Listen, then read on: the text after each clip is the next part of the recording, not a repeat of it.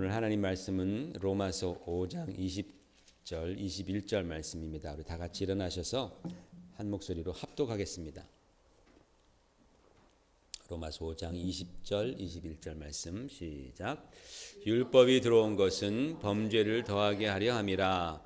그러나 죄가 더한 곳에 은혜가 더욱 넘쳤나니 이는 죄가 사망 안에서 왕노릇한 것 같이 은혜도 또한 의로 말미암아 왕노릇하여 우리 주 예수 그리스도로 말미암아 영생에 이르게 하려 함이라. 아멘. 지금부터 500년 전에 거의 500년 전입니다.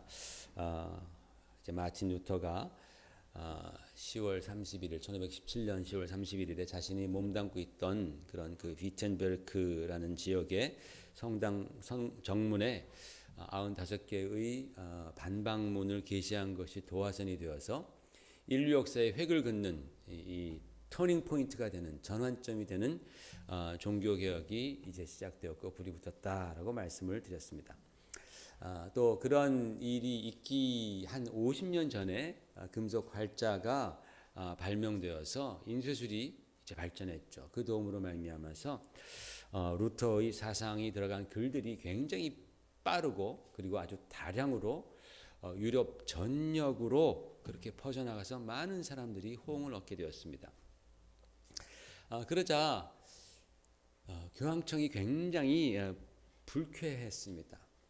당연히 불쾌하죠. 교황에 대한 권위를 반박하고 그 당시에 가톨릭의 잘못된 관습들을 반박했기 때문에 사람들은 굉장히 막 아주 흥분하고 너무나 좋아했습니다. 교황청이 이 사건을 좌시하고만 있을 수 없습니다. 그때 마침 그 독일에 이제 황제가 바뀌었는데 카를 5세라는 사람이 이제 황제가 되었습니다. 근데 자기 영토에서 이 카를 5세가 그때 당시에는 다 교황의 어떤 그 허락을 받아야지 황제가 될 수 있었던 그런 시기였기 때문에 교황의 이 정치적인 영향력이 대단했죠. 그 교황과 관계가 껄끄러워지는 거예요. 자기 영토에서 루터라는 사람이 자꾸 그런 이제 사상을 퍼뜨리고 개혁을 해 나가니까 굉장히 교황과 이제 교황청과 이제 문제가 생길 것을 두려워서 그래서 이 루터를 심판하게 됩니다. 그래서 루터를 보름스라는 곳으로 오게 합니다. 거기서 1521년에 이제 황제가 소집을 한 제국회의가 열리게 됩니다. 그래서 바로 그 보름스라는 곳에서 루터의 사상을 판단하고자 했습니다. 종교개혁이 일어난 지 이제 4년 만이죠. 그 그림 보시면 1521년 보름스 제국회의입니다.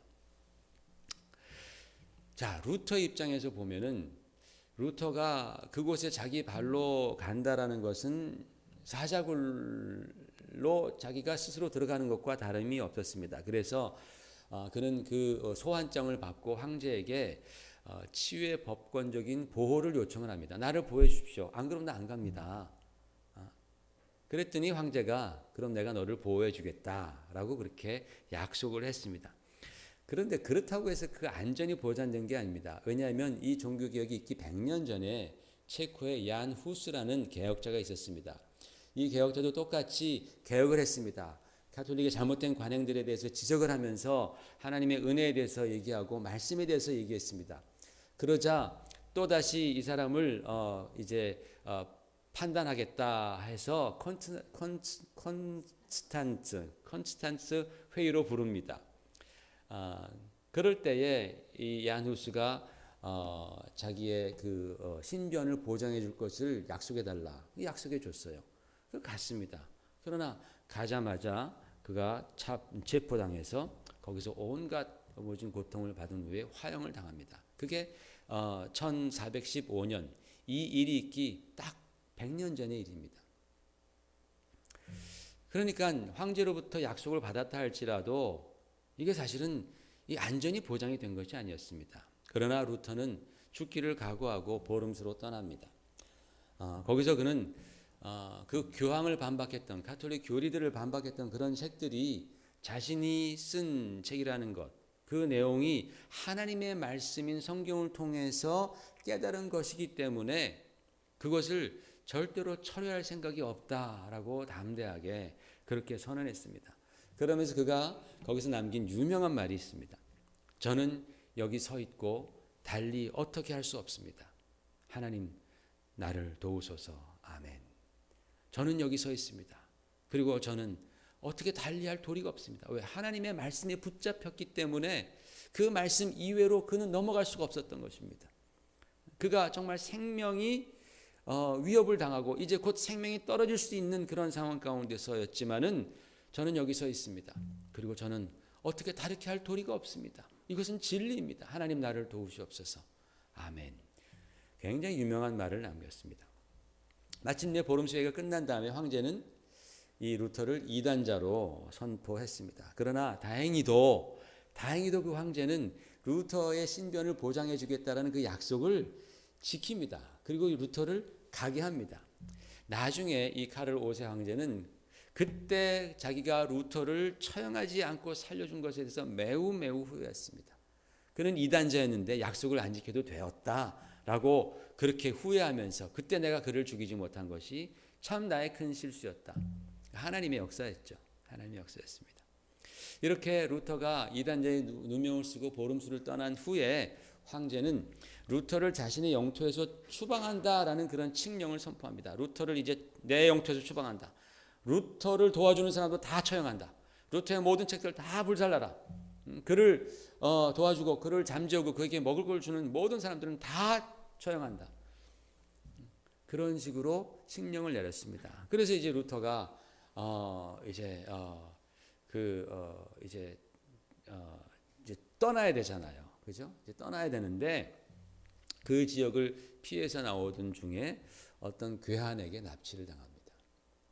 그리고 생사를 모른 채 정말 수개월이 흐릅니다. 세월이 막 흐르게 됩니다. 사람들은 다 루터가 납치되어서 살해되었다라고 생각하고 굉장히 비통해했었습니다.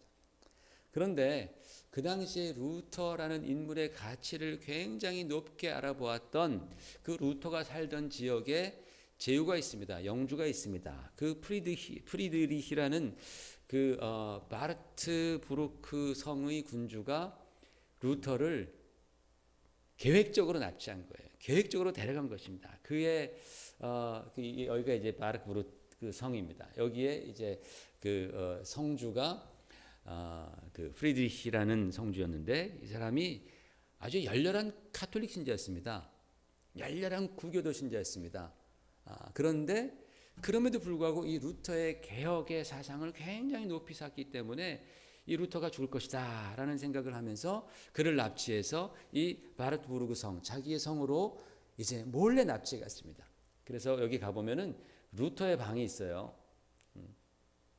네, 루터가 이 바르트부르크 성에서 기거하면서 여기서 이제 글을 계속 쓰는 것이죠. 바로 여기서 지난주에 말씀드렸던 독일어 성경도 여기서 번역이 된 거예요. 아주 저 책상에 앉아서 그렇게 이제 얼굴 막 턱수염도 기르고 하면서 다른 사람으로 위장해서 그렇게 있으면서 글들을 쓰게 됩니다. 이 바르트부르크 성의 제후였던 성주였던 이 프리드리히 제후가 자랑하던 것이 있었습니다. 굉장히 자랑하던 것. 그게 뭐냐면 예수님께서 태어난 곳에서 나온 4개의 성유물. 성유물이란 것은 거룩한 물건입니다. 가톨릭에서 굉장히 중요시하는 예수님으로부터 나온 물건이라든지 또는 마리아로부터 나온 물건이라든지 그 성유물도 다 급을 매겨요. 1급, 2급, 3급 해가지고 1급은 예수님으로부터 나온 마리아로부터 나온 물건이고 2급은 뭐 성자들의 해골, 유골 뭐 이런 거. 그 다음에 그들이 이렇게 몸에 입었던 것, 지녔던 것, 그게 이제 2급이 되고 3급 성유물은 그런 지녔던 것을 스쳐갔던 것들. 제 옷이 닿았던 물건도 이제 3급 성유물이 되는 거죠. 성유물 많습니다. 그 성유물, 거룩한 물건이라 그래서 이제 이 프리드리히 이 제후도 굉장히 자랑했던 것이 예수님께서 태어난 곳에서 나온 4개의 성유물, 성처녀 마리아의 유액에서 나온 5개의 성유물, 예수님이 할례 받으신 곳에서 나온 1개의 성유물 등등등 해서 도합 5,000 5개를 갖고 있었습니다. 이 제후가 돈이 많으니까 이제 5천 5개. 그리고 한 성유물당 100일씩 면제다. 100일씩 면제. 뭐가 면제냐? 연옥에서의 고통의 기간이 100일씩 면제다라는 거예요. 연옥이라는 것은 여러분 가톨릭 교회에서 가르치는 교리입니다. 사람이 천국 가기 전에 자신들이 이 세상에서 죄를 지은 그 죄값을 치르는 것이 연옥이라는 거예요. 불신자들이 아니고 신자들. 여러분 우리가 다 죄졌잖아요. 그죠? 예수 믿으면서 죄졌는데 그 죄값을 천국 가기 전에 연옥이라는 곳에서 죄값을 치르는데 지옥과 거의 똑같아요. 불로써 아주 통닭구이가 되는 거예요. 그냥 그렇게 연옥에 자기가 지은 죄값을 다 연옥에서 치른 다음에 퓨리파이드 된 다음에 그제서야 천국에 갈 수 있는 그런 교리가 바로 연옥입니다. 근데 여러분 성경에는 그런 교회가 없어요. 그런 교리가 없습니다. 가장 쉽게 생각해서 예수님께서 십자가에 달리셨을 때 좌우에 강도가 있었습니다. 한 강도가 마지막 순간에 주님을 믿고 주님께 도움을 청합니다. 주여 저를 좀 기억하여 주시옵소서. 당신이 하늘나라 가실 때 저를 좀 기억해 주시옵소서. 그러자 주님께서 뭐라고 말씀하셨습니까? 내가 오늘 나와 함께 낙원에 가 있으리라. 그렇게 말씀합니다. 내가 오늘 나와 함께 낙원에 가 있으리라. 여러분 어떻게 보면 이 강도는 굉장히 파렴치한 사람입니다. 평생 나쁜 짓 했는데 마지막에 자기 좀 기억해 달라고. 많은 성도들이 그 사람을 굉장히 존경해요. 나도 그렇게 믿고 싶다고. 마지막에 그렇게 주님께 붙어가지고 천국 가고 싶다고. 아주 굉장히 파렴치한 사람이죠. 그럴 때 예수님께서 야, 너 양심 좀 있어라. 너는 어떻게 살아도 파렴치하고 죽을 때까지도 파렴치하냐. 너 같은 녀석은 연옥에서 한 10,000년쯤 통닭구이 좀 당하다가 와야 된다. 이렇게 주님 말씀하지 않으시고 오늘 내가 나와 함께 낙원에 가 있으리라. 그렇게 주님께서 말씀하셨습니다. 연옥은 없습니다. 연옥은 없습니다. 그렇게 교회를 탄압하고 그리스도인들을 탄압하고 예수님을 핍박했던 예수님 자신이 나타나서 네가 왜 나를 이렇게 핍박하느냐. 나는 네가 핍박하는 예수라 라고 말할 정도로 예수님이 정말 교회가 핍박당하고 성도들이 핍박당할 때 막 아픔을 당하셨던 거예요. 예수님이 네가 나를 핍박한다라고 말한 사람은 이 사람밖에 없을 거야 아마. 누구예요? 바울. 사도 바울. 바울이 다메섹 도상에서 예수님을 만났을 때에 예수님께서 주여 누구시니까 했더니 내가 핍박하는 예수다. 그렇게 말씀했단 말이에요. 그 예수님을 그렇게 핍박했던 사도 바울도 또 예수님 면전에서 예수님을 3번씩이나 부인했던 사도 베드로도 연옥에 관해서 가르치지 않았습니다. 그러나 중세 가톨릭은 연옥이라는 교리를 만들어내어서 사람들로 하여금 이 연옥에서 고통당하는 그 세월을 줄일 수 있는 면죄부를 사게 했습니다. 면죄부를 사면은 연옥에서 고통받는 시간이 줄어든다라고 가르쳤습니다. 참 모순입니다. 한편으로는 고해성사를 그렇게 시키고 또 다른 한편으로는 면죄부는 면죄부대로 다 팔았어요. 꼭 먹고 알 먹는, 그죠? 아주 치밀하게 아주 그렇게 이 하나님의 말씀을 변질시키는 것이죠. 역사적으로 보면요, 근데 사람들이 면죄부를 별로 믿지 않았대요. 별로 믿지 않았는데 혹시나 하는 마음 때문에, 혹시나 하는 마음 때문에 보험 들어놓듯이 그렇게 면죄부를 샀습니다. 또 교회와의 관계를 위해서, 그게 다 교회로 돈이 들어가니까. 성유물도 그런 역할을 한 거예요. 성유물도 죄를 그 연옥에서의 그 형 기간을 감해주는 그런 역할을 한 겁니다. 인기 있는 것 중에 십자가의 나무 조각, 예수님께서 지신 십자가 나무 조각. 우리 대한민국에도 3개가 있다 그러더라고요. 그 중에 이제 바티칸의 인증을 받은 건 하나밖에 없다 그러더라고요. 뭐 예수님의 십자가 나무 조각, 면류관, 가시, 예수님 땀 닦은 땀, 저 수건, 그다음에 수의, 토리노의 수의 유명하지 않습니까? 그죠? 뭐 성자들의 머리카락, 뭐 옷 조각. 그때 당시 옛날에는요. 그래서 그 성자들의 그 성유골이 있는 지역, 있는 성당은 대박 나는 거예요. 대박. 왜? 많은 사람들이 쏠려오니까 경제가 살아나는 거예요. 교회가 커지는 거예요. 아무리 그 프리스트가 잘해도 성유물이 없으면 사람들이 안 와요. 왜? 그걸 통해서 자기들이 복 받는다고 생각했기 때문에. 그래서 여러분 아시시의 프란시스라는 주여 나를 평화의 도구로, 그 프란시스라는 수도사 알잖아요. 뭐 가톨릭에서는 성자로 그렇게 추앙했지만은 그가 막 죽으려 그러니까 자기 아시시 자기 그 고향에서 군대를 보내와요. 그 성자를 모셔가기 위해서. 자기 도시에서 죽어야지 거기서 이제 성자가 되거든. 딴 데서 죽으면 거기가 이제 그 성자 유골이 있는 거예요. 그러니까 군대를 보내가지고 그를 데리고 와서 아시시에서 죽게 만들어요. 그런 다음에 남들이 파가지 못하도록 다 묻어놓고서 그 위에다가 성당을 세우죠. 그러면 그냥 막 대박 나는 거예요. 예수님을 바라보지 않고 그런 성자들, 그런 유골들, 그 어떤 성자는요, 그 유골을 얻기 위해서 제일 파워풀한 게 뼈다귀인데 죽자마자 시신을 반토막 내서 끓여가지고 뼈를 다 추려가지고 성유골로 그렇게 만들고 팔고 또는 보관하고. 이 프리드리히 제후가 갖고 있던 성유물 5,505개가 하나당 100일이니까 그걸 곱하면요 50만 500일입니다. 1371년어치예요 그게. 그러니까 이 프리드리히가 혹시라도 자기가 연옥 가서 얼마나 많이 고통받을지 모르지만은 몇 년이 될지 모르지만은 적어도 1371년을 감할 수 있는 능력이 있었던 것이죠. 적어도 그는 그것을 그렇게 믿고 있었습니다. 그러니까 얼마나 애지중지했겠습니까? 이 성유물에 대한 숭배는 오늘날까지 행해지고 있습니다. 제가 예전에 93년, 2년인가, 89년인가, 90년도에 제가 파리를 가기 위해서 파리에 갔어요. 노트르담 성당에 갔었는데 그 노트르담 성당에 그 미사가 있는데 사람들이 쭉 줄 서가지고 신부가 성유물을 갖다 놓으면 다 거기다 키스하고 가는 거예요. 다 줄 서가지고 다 키스하면 닦고 키스하면 닦고 그렇게 아직까지 행해지고 있습니다. 나중에 이 프리드리히 제후가 복음을 깨닫고 그것을 다 처분하게 됩니다. 하나하나 다 처분하게 되는데 그 전까지는 이 5,005개의 성유물을 매우 자랑스러워하면서 이렇게 말했습니다. 스스로에게 이것을 차지한 사람은 복이 있나니 하면서 굉장히 자연스럽게 자부심을 가졌습니다.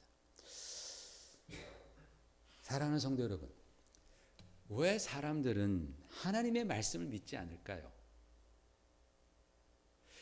왜 자기 힘과 능력으로 구원받을 수 있다, 용서함 받을 수 있다라고 그렇게 생각할까요?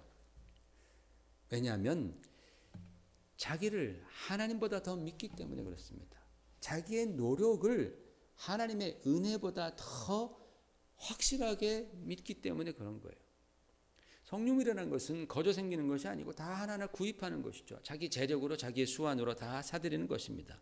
그리고 그것이 자기 형량을 감해준다고 여깁니다. 면죄보다 마찬가지 논리죠. 그러면 가난한 사람은 죽어라 고난받고 남의 등쳐먹고 피눈물 나게 하면서 돈을 긁어 모은 그런 부자들은 바로 고통 없이 천국 간다라는 논리가 생기는 것이죠.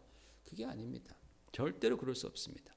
그래서 루터는 종교개혁을 하면서 오직 말씀 그리고 오직 은혜라고 외쳤습니다. 오직 은혜. 우리가 오직 은혜로 구원받는다. 죄사함과 구원은 오직 하나님의 은혜로만 가능하다라고 루터는 외쳤습니다. 여러분, 제가 예전에도 말씀드렸지만 은혜가 뭡니까? 은혜가 뭡니까? 은혜. 좀 따라와 줬으면 좋겠어요. 은혜란. 은혜가 뭐예요? 자, 그 다음 보세요. 시작. 자격 없는 자에게 거저 주시는 예수 그리스도의 십자가의 사랑입니다. 한 번 더. 은혜란 뭐예요? 자격 없는 자에게 거저 주시는 예수 그리스도의 십자가의 사랑입니다. 이게 은혜입니다. 이 은혜는 돈으로도 못 사고 지식으로도 못 사고 명예로도 못 사고 우리가 어떤 노력을 통한 어떤 선한 일을 했다고 주어지는 것이 아니라는 거예요. 이 은혜는 인간의 노력으로 주어지는 것이 아니라 오직 하나님께서 예수 그리스도 안에서 거저 주시는 거예요. 그게 은혜예요. 은혜. 은혜의 정의, 자격 없는 자에게, 자격 없다고 믿는 자에게 거저 주시는 예수 그리스도의 십자가의 사랑이 바로 은혜입니다. 잘 기억하시기를 바랍니다, 여러분. 잘 기억하시길 바랍니다. 은혜는 하나님이 주시는 겁니다. 우리의 힘으로 획득하는 것이 아닙니다. 우리의 노력으로 얻는 것이 아닙니다. 하나님께서 거저 주시는 것인데 어떻게 거저 주세요? 예수 그리스도 안에서, 즉 예수 그리스도를 믿는 자들에게 거저 주시는 하나님의 사랑이라는 거예요. 예수 그리스도를 믿는 것, 그것 하나만 하나님께서 요구하시는 거예요. 다른 건 아무것도 필요 없고, 왜? 우리가 하나님의 그 은혜를 획득할 수 있는 만큼의 어떠한 거룩함도 없고 의로움도 없기 때문에 그래요. 우리의 노력 가지고서는 절대로 그 하나님의 은혜를 엄두도 내지 못할 만큼 우리는 초라한 자이기 때문에 그래요. 그래서 하나님께서 그냥 주시는 거예요. 그냥 거저 주시는데, 그 거저 주시는 것이 바로 예수 그리스도의 십자가의 그 공로를 믿는 자. 왜? 은혜란 그 십자가의 공로를 통하여서 들어오는 거기 때문에 그래요. 바로 하나님의 죄인들을 향하신 바로 그 사랑, 그 은혜는 오직 예수 그리스도 안에서 임하는 줄 믿으시기를 주의 이름으로 축원을 드립니다. 그래서 요한복음 1장 17절에 이렇게 말씀하고 있어요. 다 같이 읽어보십시다. 율법은 모세로 말미암아 주어진 것이요 은혜와 진리는 예수 그리스도로 말미암아 온 것이라. 은혜와 진리는 누구로부터 왔어요? 예수 그리스도로부터 말미암아 온 것입니다. 그러니까 은혜는 예수님, 오직 예수님으로 말미암아 임한 거예요. 그러면 예수님 오시기 전에 은혜가 있었나요? 은혜가 없었습니다. 용서가 없었다는 뜻입니다. 아유, 왜 용서가 없었어요? 그때도 다 용서하며 살았는데, 그런 인간적인 용서가 아니고 의로우신 하나님으로부터 받는 완전하고 최종적이고 영원한 용서. 그 예전에는 다 유보적인 거예요. 예수 그리스도의 십자가, 그 일을 바라보면서 그것을 바라보고 믿던 자들에게 하나님께서 유보해 주신 용서죠. 예수님이 없었다면 그 용서는 다 헛것입니다. 구약 때 있었던 제사들 다 헛것입니다. 그렇잖아요, 그죠? 그러니까 예수 그리스도로 말미암아 하나님의 완전하고 영원한 용서가 이루어지게 된 것이죠. 예수님 오시기 전에는 용서의 법이 없었고 오직 정죄하는 율법만 있었습니다. 그러나 율법이 하지 못하는 것, 용서죠. 그죠? 용서죠. 은혜이죠. 법이니까 그거는.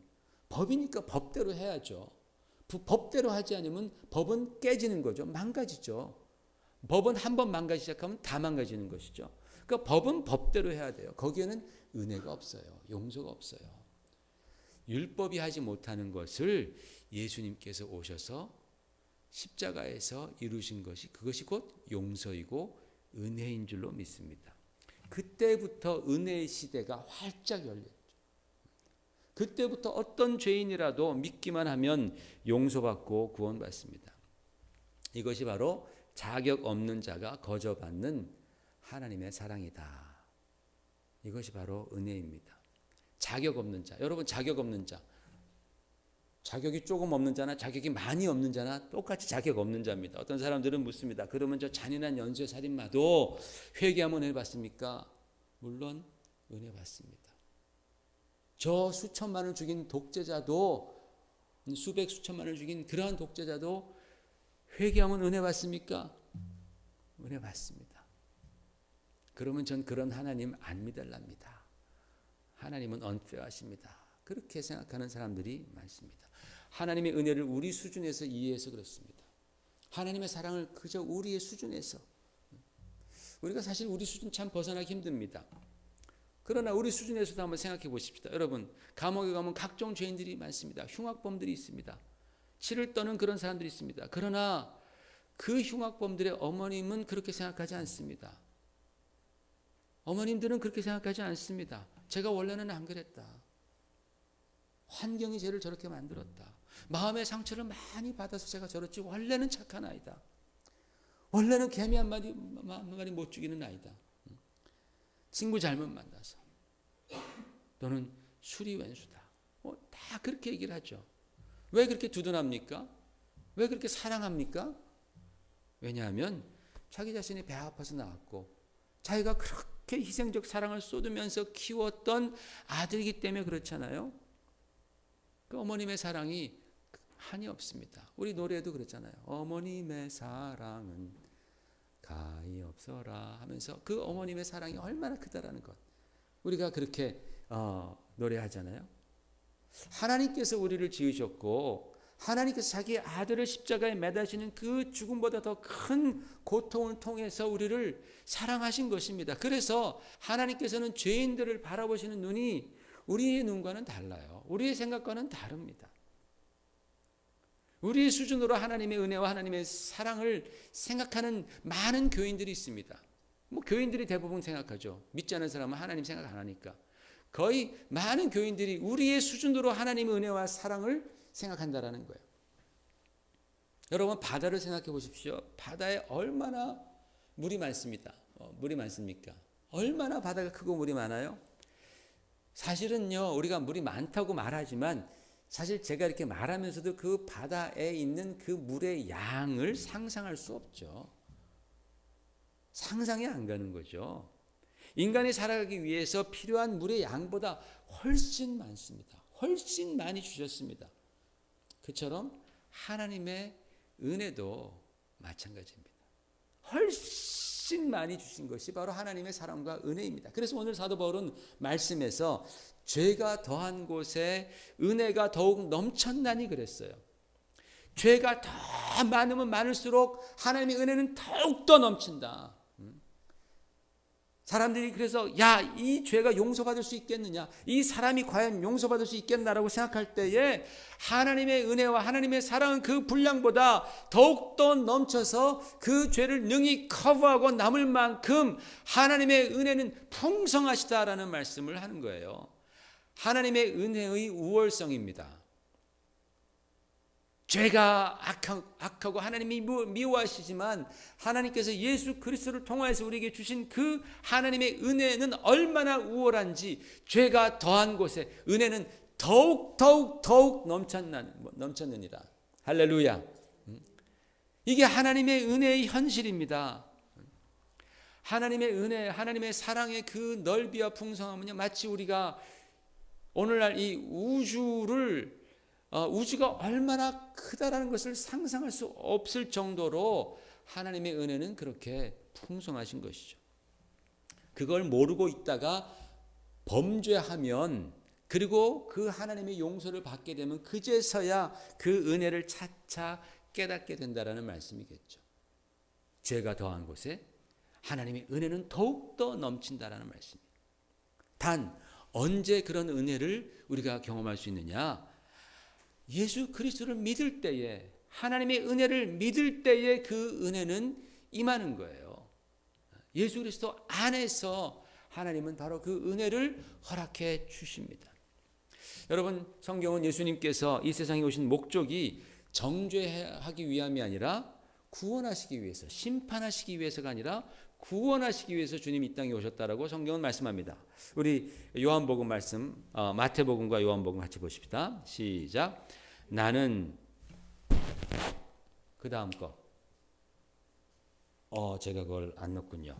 자, 죄송합니다. 마태복음 9장 13절에 있어요. 시작. 나는 의인을 부르러 온 것이 아니요 죄인을 부르러 왔노라. 그랬어요. 그렇죠? 주님은 죄인 부르러 오신 분입니다. 또 요한복음 시작. 하나님이 그 아들을 세상에 보내신 것은 세상을 심판하려 하심이 아니요 그로 말미암아 이 세상이 구원을 받게 하려 하심이라. 하나님이 그 아들을 세상에 보내신 이유는 심판하려 하심이 아니요 구원받게 하기 위해서다. 왜? 이미 세상은 다, 죄인들은 다 죄인이라고 다 심판, 다 정죄받았기 때문입니다. 그래서 주님께서는 이 땅에 구원하시기 위해서 오신 거예요. 죄인 구원하시기 위해서 오셨습니다. 이게 바로 하나님의 은혜이죠. 하나님의 은혜입니다. 우리가 상상할 수 없는 그러한 큰 은혜입니다. 그래서 사도 바울이 디모데전서 1장 15절에 이렇게 말합니다. 자, 같이 읽으십시오. 시작. 미쁘다 모든 사람이 받을 만한 이 말이여 그리스도 예수께서 죄인을 구원하시려고 세상에 임하셨다 하였도다. 내가 죄인 중에 괴수로다 그랬어요. 여기서 미쁘다라는 말은 faithful이라는 뜻입니다. 믿을만하다, 신실하다라는 뜻입니다. 모든 사람들이 다 신실하게 받을 만한 바로 말씀이 바로 이 말씀인데 예수 그리스도께서 죄인을 구원하시려고 이 세상에 임하셨다 하였도다.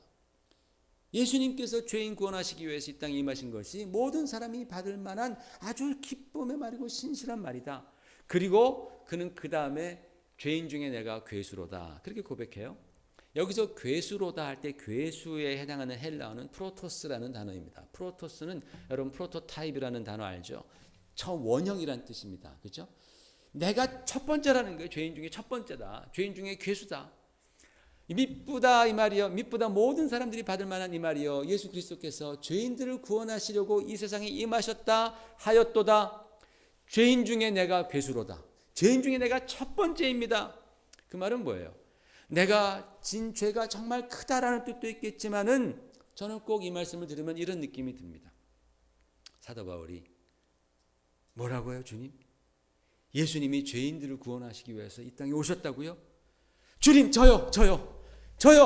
제가 죄인 중에 넘버원입니다. 저요. 주님이 아니면 저는 구원받지 못합니다. 제가 죄인입니다. 큰 죄인입니다. 제가 가장 큰 죄인입니다. 가장 주님의 은혜가 필요한 자입니다. 그런 느낌이에요, 저는. 미쁘다 이 말이요. 미쁘다 모든 사람들이 들을 만한 이 말이요. 예수 그리스도께서 죄인들을 구원하시러 세상에 임하셨다 하였도다. 죄인 중에 내가 첫 번째입니다. 죄인 중에 나 같은 죄인 없습니다, 주님. 주님이 필요합니다. 저 좀 살려주세요. 우리 찬송가 중에 그런 찬송이 있죠. 인내하신 구세주여 내가 비오니 죄인오라 하실 때에 날 부르소서. 주여 주여 내가 비오니 죄인오라 하실 때에 날 부르소서. 제가 95년도인가 집회 가가지고 이 찬양 부르면서 참 많이 회개하면서 울었던 기억이 납니다. 저의 심정이 그때 그랬었어요. 그때 스위스에서 신학하고 그때 사역할 때 그때 기도하면서 정말 주님 내가 죄인입니다. 제 스스로는 아무것도 할 수 없습니다. 내가 나를 구원할 수 없습니다. 또 죄 짓습니다. 또 이 죄의 굴레 속에 또 들어갑니다. 주님의 그 용서와 주님의 은혜가 필요합니다. 주님 죄인 부르실 때 나 좀 불러주세요. 나 좀 불러주십시오. 수십 번 불렀어요. 이 후렴만. 주여 주여 내가 비오니 죄인오라 하실 때에 날 부르소서. 그 기억은 잊혀지지가 않아요. 정말 주님의 은혜, 제가 죄인입니다. 저 좀 불러주십시오. 죄인 부르실 때 꼭 저 불러야 됩니다. 사도 바울이 그런 심정으로 죄인 중에 내가 괴수로다. 죄인 중에 내가 괴수로다. 주님 저입니다. 저 잊지 마십시오. 주님 은혜 베푸시는 것 저에게 잊지 마십시오. 여러분은 우리 주님 앞에서 정말 그 주님의 거저 주시는 은혜 받기 위해서 사도 바울처럼 이렇게 고백한 적이 있어요? 내가 죄인입니다, 주님.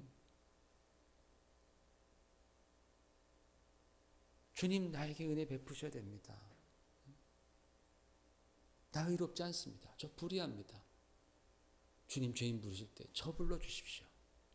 저 정말 죄인입니다. 여러분, 그 죄인을 구원하시는 하나님의 은혜를 놓치지 않기 위해서 주님, 저 좀 봐주세요. 저 죄인입니다. 정말 여러분, 눈물을 흘리며 가슴을 치며 그렇게 기도해 본 적이 있냐라는 거예요. 아무리 희귀한 성유물이라도, 아무리 정말 값진 인간의 노력도 주님의 은혜를 살 수 없습니다. 그 십자가의 그 하나님의 사랑을 살 수 없습니다. 오직 죄인을 구원하시려고 세상에 임하신 예수 그리스도를 믿는 그 믿음 안에서 주님, 저는 죄인입니다. 저를 불쌍히 여겨 주시옵소서. 저에게 은혜 베풀어 주시옵소서. 겸손하게 믿음으로 회개하는 자, 주님 앞에 간구하는 자에게 하나님의 용서의 은혜는 임하실 것입니다. 그 은혜를 여러분 꼭 경험하시는 그러한 주일 되시기를 주의 이름으로 축원을 드립니다. 우리 시간에 함께 기도하십시다. 같이 좀 기도할 때에 우리 한 1, 2분 정도 우리 자신을 바라보면서 주님, 나는 죄인입니다. 오직 은혜로 돌아가야 합니다. 우리 성도들이 이걸 알면서도 자꾸만 자기의 의를, 자기의 그 행위를 자꾸만 내세웁니다. 어리석게도. 그러다 보니까 또 넘어지고 또 넘어지는 거예요. 정말 그 하나님의 은혜, 우리의 인간의 수준을 초월하는 그 하나님의 사랑과 은혜를 우리가 정말 맛보아 안다면 우리는 절대 다시는 그런 짓 하지 않을 것입니다. 그리고 그 주님의 은혜를 얻기 위해서 주님, 나는 죄인입니다. 내가 죄인 중에 괴수입니다라고 그렇게 고백했던 사도 바울처럼 우리도 그렇게 주님 앞에 가슴을 치며 고백하며 하나님의 은혜를 경험하게 될 것입니다. 그 은혜를 한번 경험하면 우리의 심령은 뜨거워집니다. 우리는 주님을 사랑하게 됩니다. 정말 그러한 주님의 은혜를 주여 오늘 나에게 허락하여 주시옵소서. 나는 죄인입니다. 주님, 죄인 부르실 때에 나를 불러 주시옵소서. 이 시간 함께 기도하겠습니다. 오 하나님 아버지, 주님 감사합니다. 주여, 나 같은 죄인 구원하시기 위해서 주님 이 땅에 오셔서 물과 피 흘리시고 살을 찌셨습니다. 오 주님, 주님께서 정말 죄인들을 구원하시기 위해서 세상에 오신 하나님의 아들이심을 믿습니다. 주여, 저는 죄인입니다. 아버지 하나님, 정말 저는 죄인입니다. 주여, 참으로 겉모습은 참으로 번들어내 보이지만 주여, 저희 친구는 정말 목회자이십니다. 그러나 주님, 저는 죄인입니다. 주여, 저는 주님 앞에 살 수 없는 죄인입니다. 하나님 아버지, 정말 죄인 부르실 때 저를 불러 주시옵소서. 주님, 정말 죄인 구원하시는 주님의 그 은혜가 아버지 오늘 이 아침에 저에게도 우리 성도들에게도 임하여 주시옵소서. 하나님 아버지, 구원하시는 그 예수님의 그 은혜 사랑이 오늘 우리 심령을 하나님 정말 아버지 장악하시옵소서. 주여, 우리 죄를 회개합니다. 아버지, 나의 죄를 회개합니다. 주님, 용서해 주시옵소서. 죄인 나를 불러주시옵소서. 나로 하여금 뜨거운 주님의 사랑을 경험하게 하여 주시옵소서. 주님 앞에 더욱 헌신하겠습니다. 주님을 더욱더 사랑하겠습니다.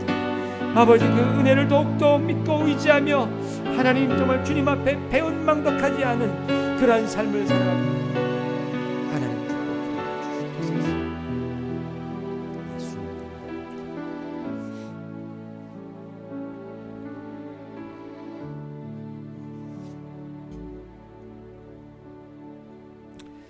우리 다 같이 일어나셔서 하나님의